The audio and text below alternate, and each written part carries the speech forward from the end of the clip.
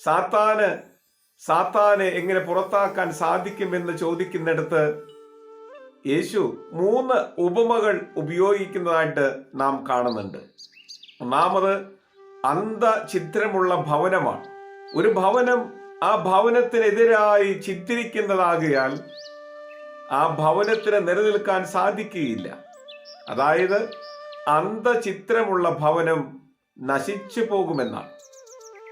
രണ്ടാമത്, ഒരു രാജ്യത്തിന് എതിരായി ചിത്രിച്ചാൽ ആ രാജ്യത്തിനും നിലനിൽക്കാൻ സാധിക്കുകയില്ല.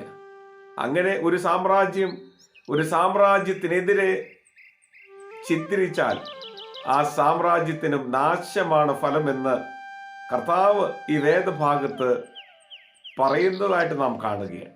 അന്ധചിത്രമുള്ള ഏത് ഭവനവും ഏത് രാജ്യവും നിലനിൽക്കുകയില്ല, നാശമാണ്.